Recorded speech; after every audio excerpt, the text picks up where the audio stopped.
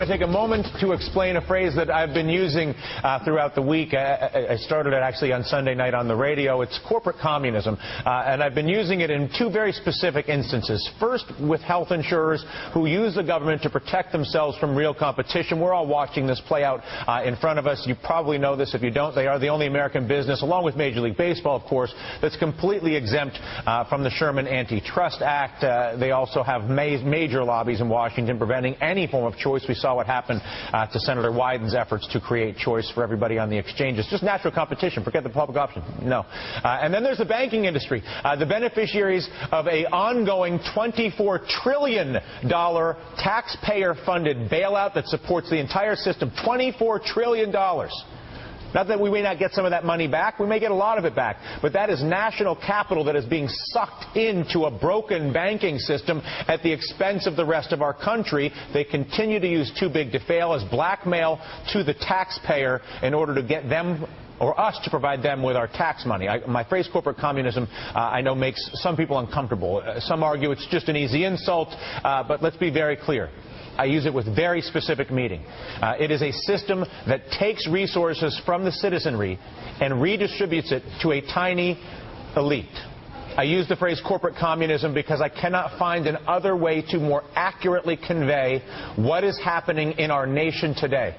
That a handful of weak, uncompetitive, outdated companies and industries are purchasing control of the American political system in order to stay in business using their cronyism.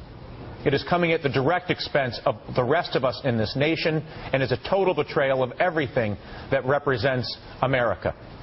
Let's bring in Mark Ames, editor of ExiledOnline.com. His latest column, America's Dead Souls, 8 Reasons to Hate Our Billionaire Bolsheviks. Mark, particularly interesting because you spent, what was it, 10 years in Russia, 8 years in Russia, watching their economic system make its transition.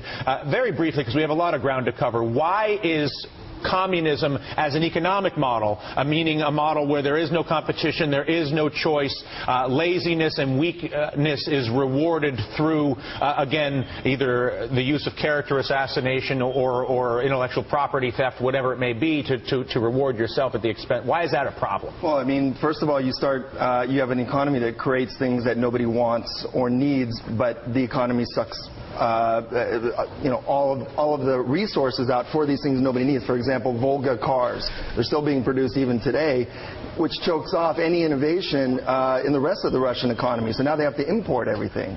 That's the problem here. I mean, to paraphrase Orwell, what we're getting here is all men are created equal, but a handful of men are created $24 trillion more equal than the rest of us. And the problem is it's going to turn this country into a second-rate country. And unless we get back to our values again, we're going to turn into something more like what Russia saw, which is this kind of small handful of billionaires and oligarchs and elite sucking off and parasiting off the rest of the country. And just soaking it for all it's worth and looking for all it's worth. You wrote about a couple of the most notable parasites. United Healthcare CEO Bill McGuire bonused him. They say healthcare is not profitable, not for some people, but certainly for Bill. Maybe not for shareholders sometimes. But Bill made $125 million as a bonus. Sounds like a lot of money, except for the fact that he also bonused himself more than $1 billion personally running a health insurance company in stock options. Yeah, on the one hand, you have 45,000 Americans dying a year from lack of health insurance, and on the other hand, you have this guy, on top of it, he backdated his stock options. Which basically means rigging the stock options so that they're guaranteed to be worth money. That's what the whole basis of corporate communism is, though, right? Is rigging the system so that you always win, you always take everything for yourself, and there's never enough for the rest of the people, and there's never enough, frankly, for the rest of the economy. I mean, I would think that the whole American economy is not health insurance and the finance industry. There are a lot of other parts that are actually much more productive and innovative. And are forced to compete tooth and nail to survive from one day to the next. Yeah, well, the problem is I don't think, for example, Silicon Valley, I don't think they're quite as, they don't have their tentacles in the government in Washington, quite as deeply and on such just a dark, horrible level, manipulative level as the finance industry and health industry. So they're getting choked off. And we may may not have the world's best high-tech industry in 5 or 10 years because there's not going to be any resources and for there's no capital. You talk to venture capitalists, there's not money to invest. All these things are happening as we watch this happen. There's a finite amount of money in any economy. All right. Well, unless you can print lots of it. Thank you, Mark.